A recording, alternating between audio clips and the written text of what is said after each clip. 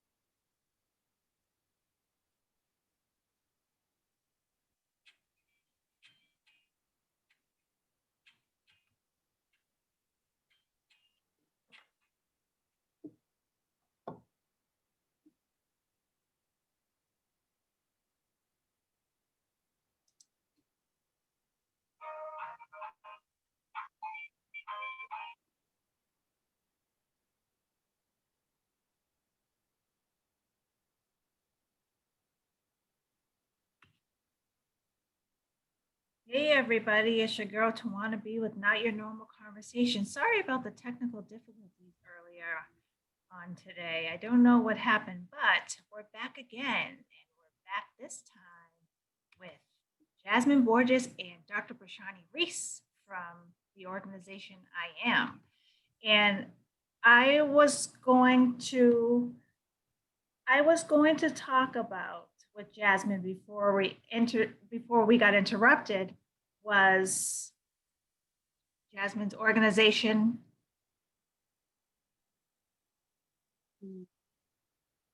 I'm sorry.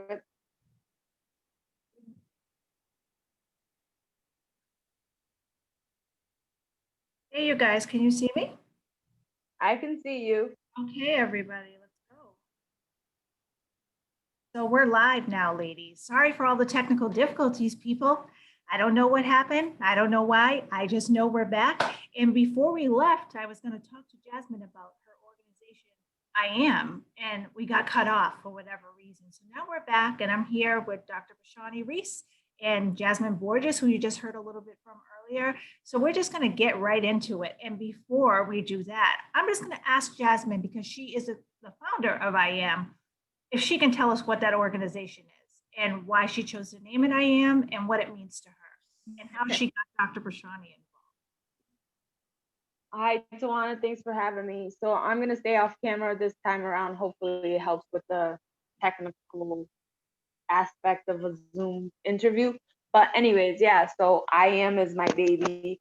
I decided to call it I Am because I believe that those are the most two powerful words you'll begin a sentence with in the English language. For a really long time, I allowed other people to dictate who I was and label me to to tell me who I was. You come into this world and immediately labeled either female or boy. You know what I mean? And then it goes on for race, and then it goes to the color of your hair and your weight and this, that, and the third, and that just carries over into childhood and then teenhood, and people are just labeling you either shy or outgoing or this, that, and the third, and then you go into the criminal justice system, and then you're labeled a felon, and you're labeled a convict and a murderer, and you're fat and you're ugly and you're unworthy, and you feel all this shame and guilt. And part of my process and journey was shedding those labels. So I came up and I said, you know what, I'm gonna dictate who I am today. And I'm going to tell myself who I am today, and I'm going to tell the world who I am. So that's how we came up with the name. That's how I came up with the name, and kind of ran it by Brashani, and she was like, "Let's go," you know. I'm laughing because Dr. Prashani and I are both here shaking our head, yes, and we're both smiling and we're in agreement with you, Jasmine. You know, I always stand with you and Dr. Prashani, two of my favorite people. But I have to say this, you guys are quite the odd couple. I feel like sometimes Jasmine is quiet. Yeah. Jasmine, even when we shot some videos and some pictures here, I noticed that you kind of were reserved and you sat back, and Dr. Prashani was like, let's go. You got a question, I got an answer. I have an answer for all of these things. So it seems like in your organization, I Am, you guys balance each other quite well. And I think that that's so dope on so many levels because Jasmine, people always said that you wouldn't amount to anything. You are Yep. somebody who committed a violent crime. You did 12 and a half years, and you came out with a quarry attached to your back. And then you found somebody like Dr. Brashani who believed in your cause. So I just got the chills, you guys. And it's not because it's cold in here, I do have heat.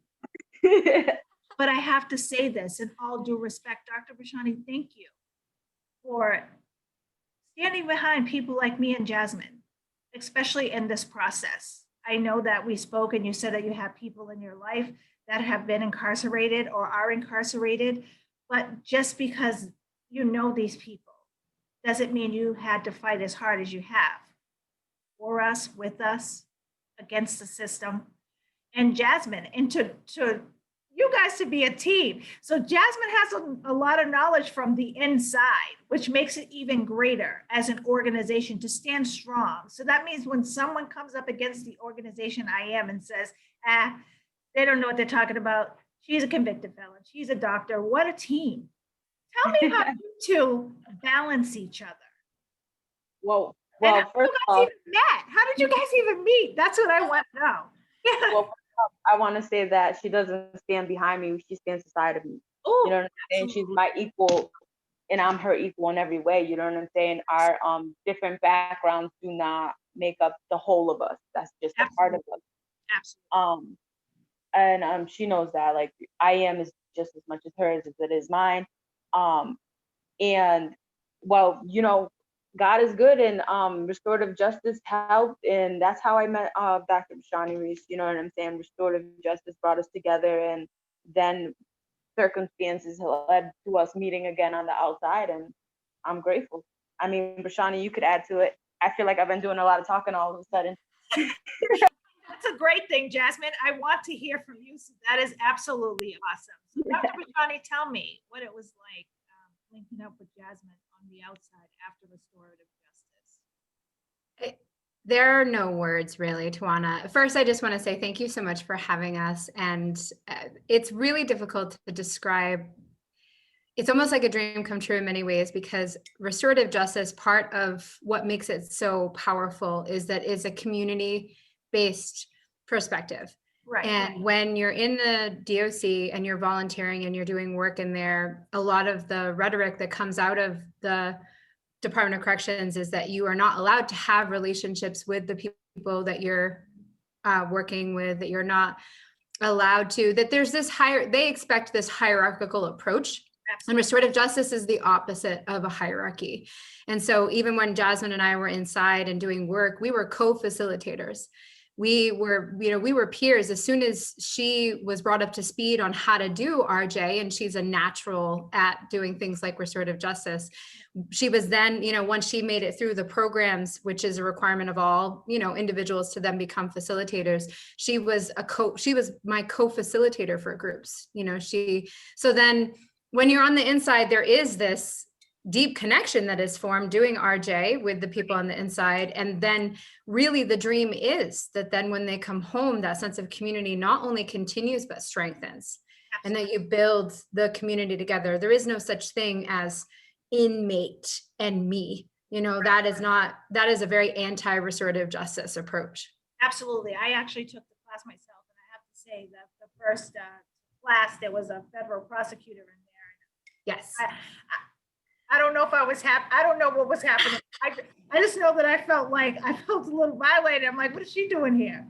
It was kind of that type of thing because someone was just like, oh, sign up for this restorative justice. And I'm like, oh, I'll go. Anything to keep you sane in a place like that is what you want to do. So when I went and I saw her, I was like, why is she even here? Like, she's probably sentenced at least 5 people sitting in this room. What would be the purpose in her wanting to be a part of this group? And I learned that restorative justice is for people to learn how to sentence. That was the first thing that she said, because I was the only one that raised my hand and was like, hey, listen, lady, you violation. I don't even know why you're here, but I need you to understand that I want to know why you're here. And what are you going to gain from this? Because federal prosecutors, their cases are airtight.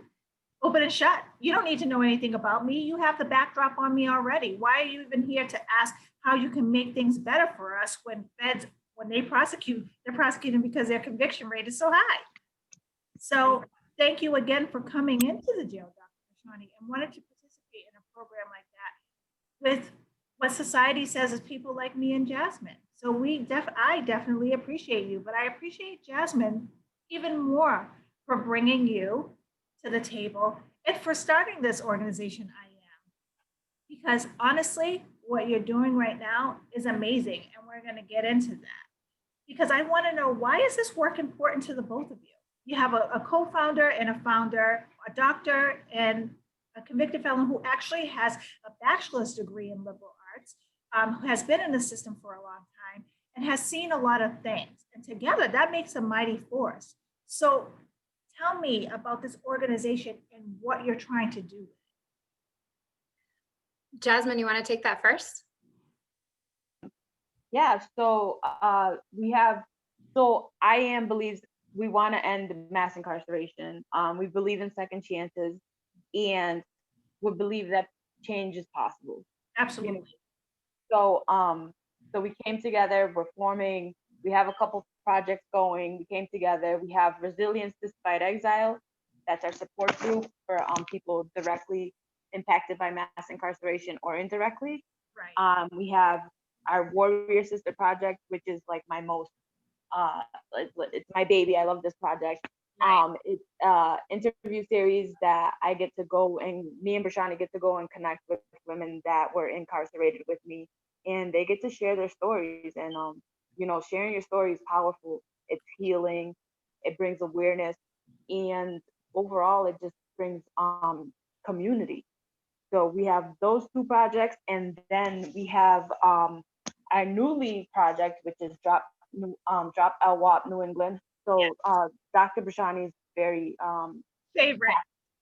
yes, this is her baby. It's her project, and I'm just going along with the ride. I love this project too, but basically we want to bring this campaign out here and start bringing awareness to what life without parole is.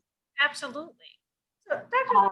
Shani can add to that though. Yes. So Dr. Bashani, what does I Am mean for you?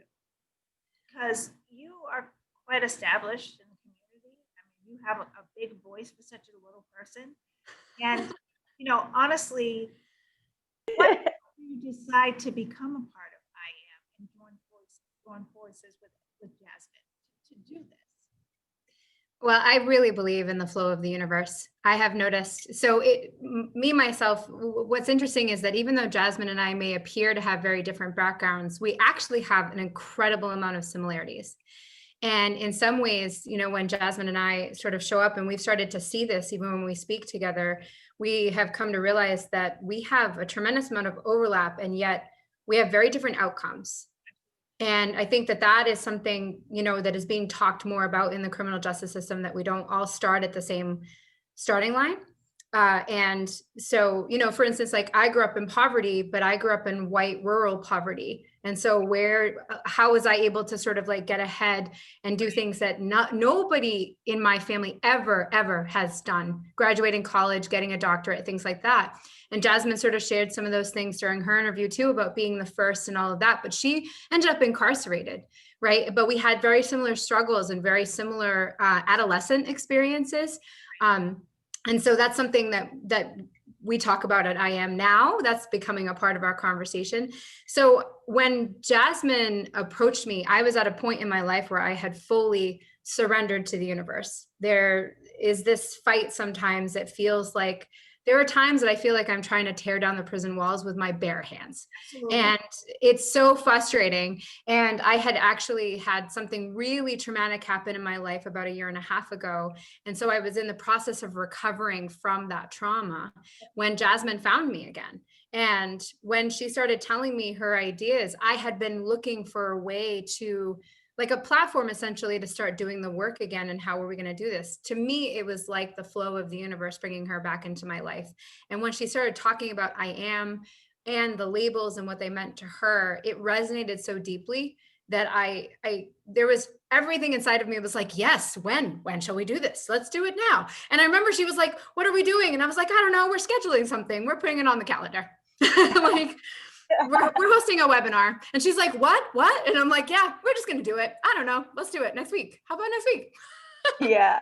For my first connection with Jasmine when I yeah. So a lot of people know that I'm still on probation, so I'm still on paper.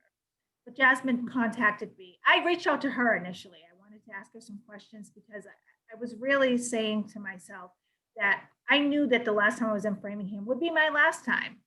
But I also knew that there was something that I wanted to do outside of Framingham to help the women, because there are so many women who are in need of help, no matter what society thinks, because they've never been there, so they don't know.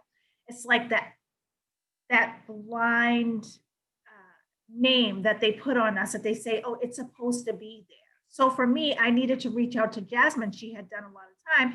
And all of a sudden, a week later, there's going to be a Framingham car rally. And guess who she got to come?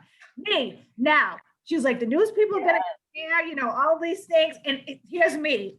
Now, I'm on probation. And of course, this is my first time actually completing and being in good standing. And I'm like, yes, let's go. I'm ready to go. I'm ready to go to Framingham and do a car rally because of COVID-19 and how some people were supposed to be released, and how Charlie Baker basically just sat on his hands and said, well, I'll let a couple of people die before I see that it's that bad. And someone actually did pass away in Framingham, which led me to meeting you, Dr. Brashani. And we didn't have any words. You said hello, I said hello. But as I was walking past you, there was some type of presence that was on you that made me turn around and look. And I had to look down because you're short. And I was like, there's something about her. There was something about her being this, like you said, warrior who's never been incarcerated, but just comes out like, "Rawr, I'm ready for this." And it ended up being a good turnout. I saw a lot of officers that, you know, seen on the inside, and I was like, oh boy, this is great, like blast from the past. But it was different because I was doing something for the women. And when I heard them screaming that they knew that we were outside, Yes. I was crying because I felt like that could be me. And that's somebody's mother, somebody's daughter, somebody's sister. And no matter what, society can't take that from them, no matter what they did.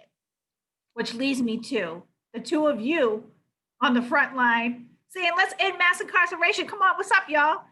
Let's, let's drop LWOP, LWOP. I still, till this day, when we have our Zooms on Wednesday, is when I realize what LWOP is, because there's other people speaking about it, or there's somebody, other family members that are on the line so that I can hear what this is. And then there's RDE. You guys have so many, I'm like, what? So explain to me what these things mean to you and why you're so passionate about going forward and saying, let's defund the police, let's end mass incarceration, let's drop LWOP, what's RDE? I don't even know what that is, ladies. So come on, give up the juice. We need to know. Jasmine, after you. RDE, that's our Wednesday night support group. That's Resilience Despite Exile. So, again, back to like the basics, meeting Brashani, I was just like, hey, listen, like I'm out here, I feel alone. I don't feel like people understand me, like what I'm going through, like I'm struggling out here. People see the polished version, but behind that, there's been a lot of struggle and there's been a lot of adjusting, you know what I'm saying? And I think that society doesn't understand that when you're away for 12 years, there's a lot of adjusting to do. You know what I'm saying? Yes, I have my own apartment. Yes, I have a car. Yes, I have a job. And yes, I just defeated my Corey background and got a new job. But there's still a struggle. You know what I mean? And there's that otherness where people just don't really get you. They can't have that conversation about canteen, this, that, and the third. So Brashani was like, let me tell you about this group idea I have. And I was like, yes, let's go. And, she broke down Resilience Despite Exile. And again, we just kind of went with the flow, and it's been going ever since. And I love that group. It's a great group. I only didn't show up one time, and I regret it. I didn't want to just show up halfway through the group. I needed to be there from the beginning to the end. It is a great group. It's a great way in the middle of the week to unwind with people who share your same thought, your same feeling. Sometimes they don't say it because they feel like, well, who's going to listen to me? I'm a convicted felon. Or I've been incarcerated before and it's not my first time. So who really cares what I'm thinking or how I'm feeling or if I need mental health or what my deal is? So for you guys to form this group and come out and say, I hear you and your voice matters has meant a lot to a lot of the women that I see log on every single Wednesday to do this group. So I thank you. You know, I stand with you guys. You guys have always supported me. You've supported me with this podcast. You've supported me just in everything. Even I tried to get you guys to do my homework this weekend, but that, but you know, I feel like there has never been a time that you haven't supported something that's really essentially bigger than you. Because honestly, come on, you guys, let's keep it real. There's been a lot of people that are trying to do what you're trying to do right now, and they have been hitting a brick wall. Defund the police, end mass incarceration. People are still going to jail in the middle of COVID-19. And you're talking about end mass incarceration. You're talking about drop life without parole. You're talking about, and now I know what that is. You're talking about drop LWOP. You're saying to the system that was designed to not just for us to fail, but to break us, you want them to essentially say, if that's the case, you're gonna have to kick down the walls. You're gonna have to bring in a demolition and say, let's start from scratch. So what is the both of you formed this organization. What's your plan of action to make all of these things go together?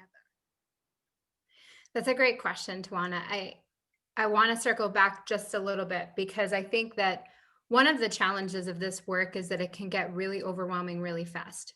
And there are a lot of people that are involved in the work. And so what I have come to understand is that the way we're going to do this is to keep it really small and to keep it really focused on the piece that we can have the greatest impact on and take it one day at a time. Because what I say every day is that I wake up to fight the prison system. That is my daily goal. But if I expected that to somehow just change tomorrow, then I'm going to live a life very unfulfilled and very unsatisfied. And so I have to keep it very small. To come back to Resilience Despite Exile, which is to us, it's the very basic thing that we could do. That we can do is to show support. And one of the reasons that I had actually been thinking about it for a few years. And one of the reasons why is because most people are probably unaware that according to psychological research, the experience of exile, the experience of social isolation is perhaps the most traumatic experience that a human can ever go through. Absolutely. So one of my core pieces of my background is that I experienced intense peer exile when I was very small. And because of where I grew up, the social hierarchy was established at 5 years old and then didn't change until I graduated high school. And so being low on the totem pole socially and not included and highly rejected in my own peer group meant that I experienced that through my entire adolescence. And so there are other people in our society that actually have intense experiences of exile, and there's no spaces for them. Right. So there are some spaces, if you've experienced drug addiction, things like that. Now recovery is starting to become a really huge part of the world, thank God. But we're all recovering from something. And Resilience Despite Exile is an acknowledgement that we all need to recover when we have experienced exile. And prison is probably one of the largest, accounts for 2.3 million people and 6.5 million families experiencing mass incarceration right now as we speak. That's 50% of adults in America have a loved one who is either formally or currently incarcerated. When you start to break down those numbers, you see it's like 1 in 4 have a sibling, 1 in 5 have a parent. When you really look at it, it's intense, right? And so to come back and try not to be so long-winded, Resilience Despite Exile is a core part of what we do because on the ground, it is like one of the easiest things that we could do to show support and help change happen. Jasmine, I'm going to ask you this because I am quite curious about this. Your mission statement. it includes, and it includes this statement in your mission: humanizing those who have committed violence. Why is that such an important part of your work? That's a good question. It's important that we acknowledge that people do commit acts of violence, right? And we have to start breaking down that stigma and that stereotype that says, oh, they're the worst of the worst. Because here I am, and can't I can't really believe that you guys think that I'm the worst of the worst. Like, we're sitting here laughing and enjoying this conversation, but on paper, in the media, um, in the prison system, in the criminal justice system, someone like me is the worst of the worst, you know? And So, I think that needs to change, you know what I mean? We can't be held accountable for something. Not that we can't be held accountable. Yes, we can be held accountable for our actions, right?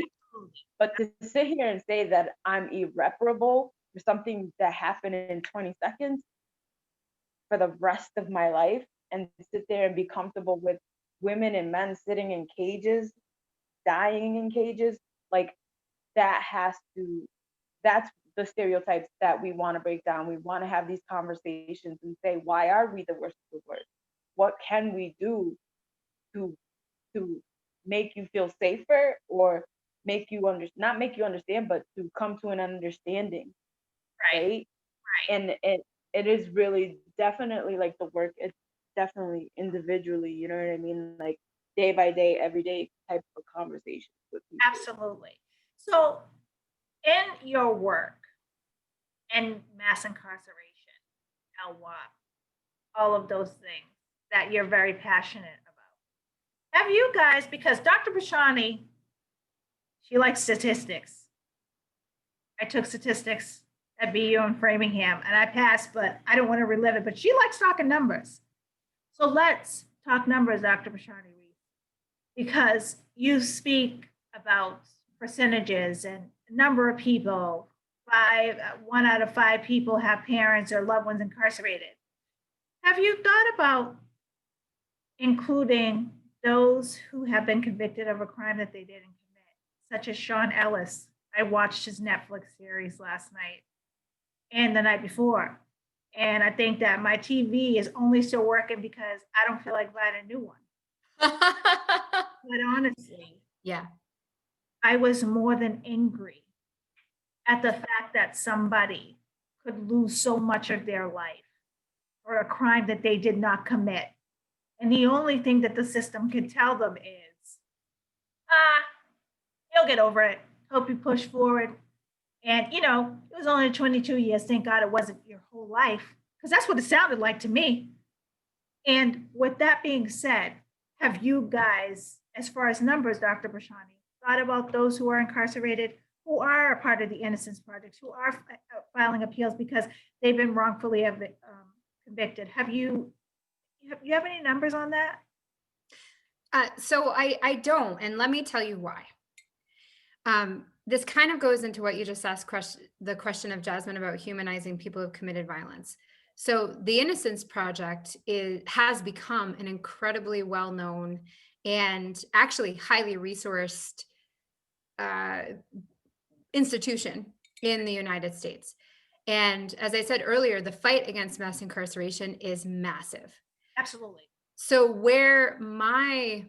and I'll let Jasmine, speak for herself, where my personal focus is not with the wrongly convicted and not with the innocent, because I believe that there's already resources in place for them. Not enough, obviously, because there's never enough. Let me be very clear. Right. But there are people who are fighting that fight. And I believe that our society is naturally very empathetic to somebody like Sean Ellis. And that is amazing. And they should be, and they should definitely take a step back and be like, oh my God, our criminal justice system, has people who are innocently convicted in it. But that's a very small piece of the fight. The reality is that we will not end mass incarceration until we reckon with violence. If we go down the route of simply, quote unquote, nonviolent And I'll explain further why that's a misnomer. If we go down the route of nonviolent versus violent, we have a false dichotomy that gets set up. And if we were to open the doors and release every single person who is only convicted of a nonviolent offense on both the federal level, which has a lot because they have all the drug charges, right? All the drug crimes and gun crimes and things like possession and whatever. But also on the state level, if we released all of them, we would be releasing less than 20% of the mass incarceration issue would be addressed. So even though that's a great start and that's amazing, it's also a misnomer for a variety of reasons. So I won't go into that totally, but I will say that if we don't reckon with violence, if we don't reckon with the reality that people have committed violence, and guess what? I hate to tell you, people are going to commit violence. It is a part of being a human being. It's a part of being a traumatized human being. It happens.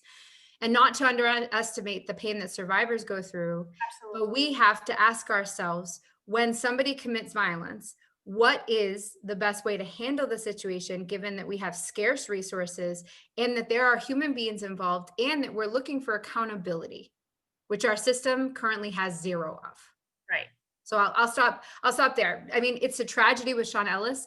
I feel that, and I'm very hopeful that the rest of the country watching his case will understand that, yeah, not only do we have a mass incarceration problem, we have an innocence, wrongly convicted problem as well, especially if you're an African-American male. Absolutely. Because because you're a numbers person, you look at statistics, these modern day plantations Yes. were built for us. Right. And I think we really have to reckon with that it is a slave situation. And even if that person committed violence, then it comes into question of, well, what's the appropriate way to respond? And when you and I talk in our next interview, Tawana, I'll talk about that more, with how extreme sentencing and LWOP is not the appropriate way to respond. Absolutely. So the both of you identify as restorative justice practitioners, right? Yes. So you're even going as far as to use this hashtag. You guys use a lot of letters. I'm glad you both know the alphabet because Oh man. I am just like, okay, so then here I am trying to break it all down because I don't want to seem kind of foolish when I do get on a Wednesday call. Just in case you say it again, I'm like, oh, if I ask them during our group chat, what thing. But now I'm going to ask you so the listeners can know. So I'm not the only one who does not know this long. It's a hashtag that you guys use often. It's RJNOTCJ. You use it in a lot of your social media posts. And what is RJ and why do you say RJ and not CJ? Jasmine, I have an answer for that, but I've talked a lot. You want to go? Yeah. So we say RJ, not CJ. We're talking about restorative justice and not criminal justice. Okay. We say that because, well, I'll say I say it because we know that the criminal justice system is broken. So we cannot call for justice and healing through a system that is broken, right? And Prashani and I both believe that restorative justice is the alternative to incarceration, right? I know what restorative justice did for me when I was in those circles, and it helped heal it. It helped heal me. It helped me grow. It helped me understand my past and what I wanted for my future. And it held me accountable. There were uncomfortable conversations that I had to have with myself, but also in those groups. And if we're ever to move forward as a society, as a community, as a people, we have to hold each other accountable through healing, not call for justice through a system that is completely broken and doesn't care about who you are and what happened to you to get to them. Absolutely. So the two of you at your organization, you have a common goal. You do. But realistically, and we've had many conversations about this, what would it be like, or what would it look like for the both of you to end mass incarceration? Where would one begin? Because as I said, there's been so many organizations, so many people speaking out about this. including some people who are in the system. I'm talking about police officers. I'm talking about attorneys. I've spoken to many people who share the same view as you and I and Jasmine and many other people. But how would one go about, because this has been a problem. You know what it reminds me of? It reminds me of an epidemic. It's a new epidemic that's happening, where we just throw people in jail and that's it. And then we expect them to come out and be productive members of society. So I have to ask the both of you, what would it look like in your eyes for where would we start to end mass incarceration and to change the system completely? Where would we start? I truly believe that the start is education and awareness. Because I think it's very apropos that you say it's an epidemic. It's actually been an epidemic in the making for about 40 years. And there have been many people who have been, the work we are doing is built on the shoulders of giants.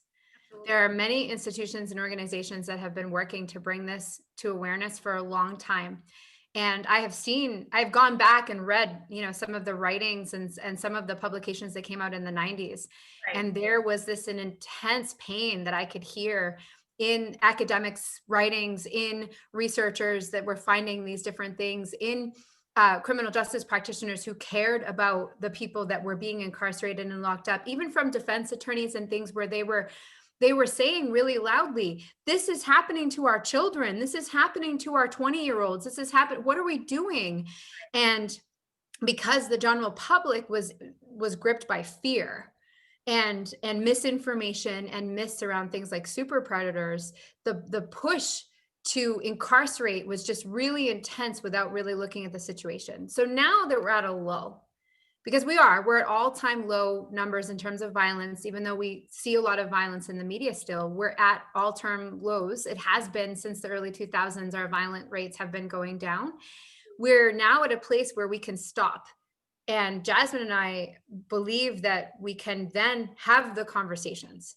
We can dispel some of the myths. We can talk about some of the alternatives, while at the same time insisting that the people who are in power and have control over the money, that they need to be held accountable. Absolutely. In terms of what's effective and what's ineffective. Absolutely. And there is no research that tells that incarceration is effective. There is none. You can't find it. You can find a lot of fear mongering, but you can't find the research that will say, oh, yes, we did great by incarcerating all these people. Finally, we're safe. That's just a myth.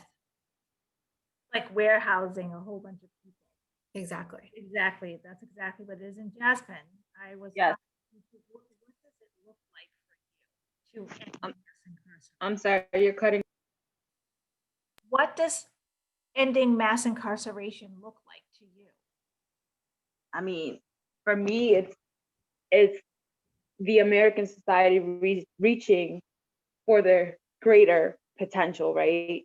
As a human being, it's to begin to look outside of yourselves and your fears and your thoughts, and to begin to understand other people. You know what I'm saying? Yeah, we all live in the same country, but we all live differently. And because we live differently, certain things are afforded to us and certain things are not, right? And just because you grew up this way doesn't mean I grew up that way. And I don't have those beliefs and I don't have that understanding. But if we start to look at each other and realize that we're not so different, then we can begin to see each other as we really are. You know what I'm saying? And if we get to that understanding, then we don't have to incarcerate people the way we do. Because at this point in life, we're just discarding people like they're not even worth a second glance. You know what I'm saying? And we do that on a daily basis, not just with our incarcerated people, but with our elderly people, with our homeless people. We do it with our teenagers. We do it with everybody that doesn't fit in this bubble of perfection and normalcy. Absolutely. Henceforth, not your normal conversation, because we have conversations that to society is not normal. Everybody who commits a violent act, according to society, should be locked up for the rest of their life because they want to keep communities safe, right? But yet we have some corrupt cops who are protecting the community, how do we stay safe from them? There's a lot of questions that some of us just don't have the answer to.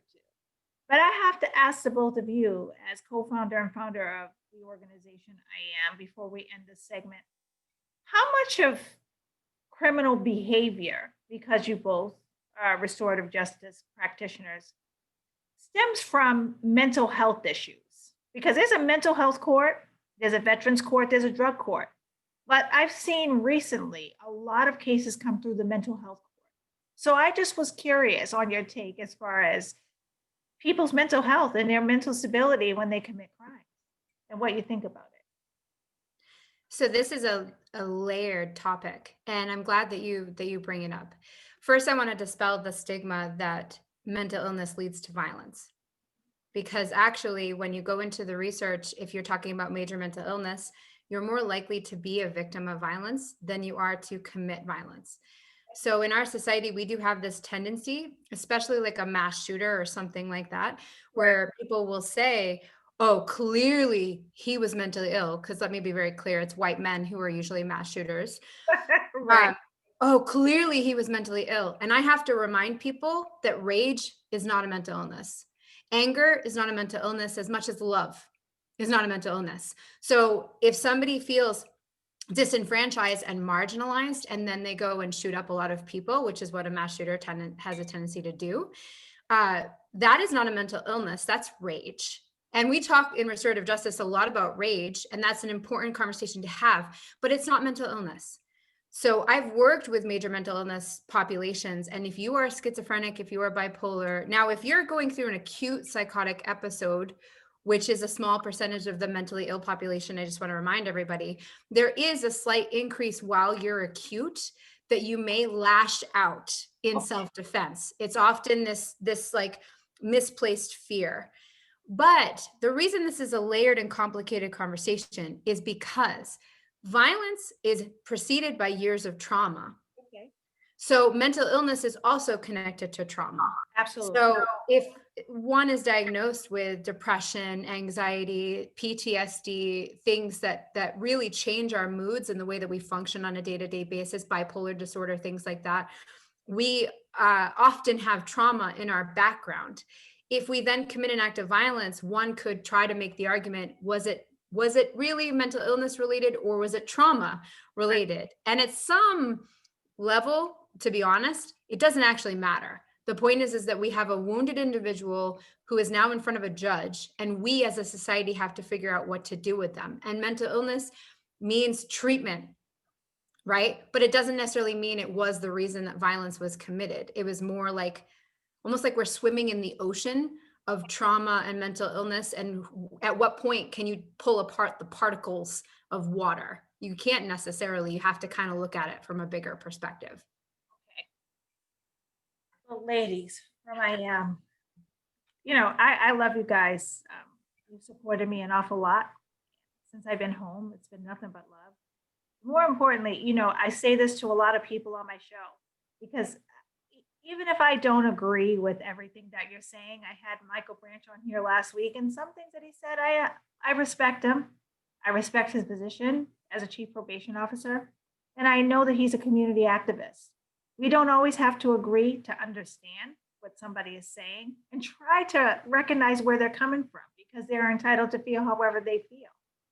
However, I'm on board with every last thing you just said because I believe that if we don't stand for something, we just fall for anything, and it'll continue to be a vicious cycle that we can't break, and then we end up being covered in it. We can't get from under it. And it seems like no matter how many organizations come out, we have not been able to get from under it, because we feel like, because we have difference of opinions, that we can't stand together and be one solid foundation to kick down doors and to knock down some buildings. Never mind kicking a door down. Let's kick the whole damn building down. Seriously. Take out the whole building. Exactly. Because I believe that that's where we're at right now. Some people have kicked in enough doors and nothing has changed. Things have continued to stay the same. And in much cases, if you see the violence against Black men and Black people, you'll see that it's gotten worse. And it's gotten worse within our police department when I hear Rachel Rollins saying she has a list of 53 officers that have some prior bad acts going on. And I'm sure it wasn't just for 1, 2, 3, 4, 5 years. It's just she's just now catching on.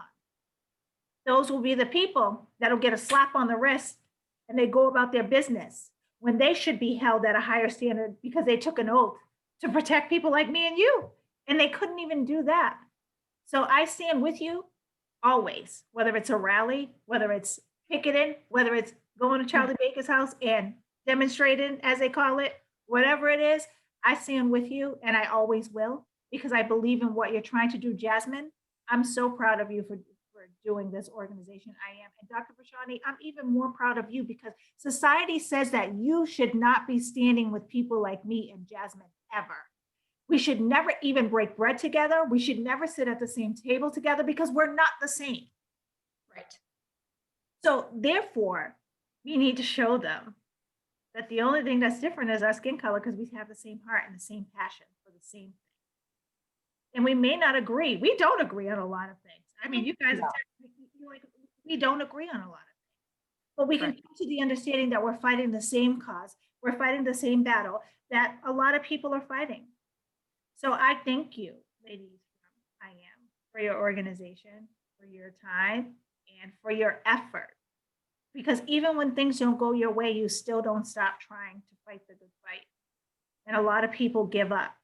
They feel like they can't kick down enough doors. They can't, there's nothing else they can do. They're hitting a brick wall. But that's when you go back, you re-strategize, and you come out swinging. Right. Bring a sledgehammer. It's just, you gotta bring a sledgehammer. Because where we have to be at as a people, as society, as a community, if we do not stand together, it's easy for them to come and pick us and pluck us out. They're not solid. They're not going to stand together. We can definitely divide this. I don't want that anymore. So I thank you for this organization. I thank you for your groups. I thank you for everything you have coming up and coming. I'm here for it. I clap for you. Thank you so much, Tawana. We appreciate you always. We appreciate your love and your support and everything that you're doing and you're moving forward and what you're doing. I mean, it's all a collective, right? Collective effort. That's what we need. We need people to be made whole. We need people like Sean Ellis. We need people like Jasmine's children. We need them to be made whole. We need them to understand that even though their mom did something that society deems is not okay, it's not all of who she is. It's not even a third of who she is. Exactly. Unfortunately, that's what happens. We get this thing that's attached to our back. Oh, she's never going to change. Oh, they're never going to change. Oh, why are you fighting for them? They're just going to do the same thing over and over again. I thank you for continuing the fight. Ladies and gentlemen, now your normal conversation with the organization I Am. And stay tuned because I have Dr. Prashani up next. She has a lot to say about LWAP and every other. Yes. You know it. All right. I'm signing off, ladies. That's right. We'll be back in 5 minutes. Stay tuned.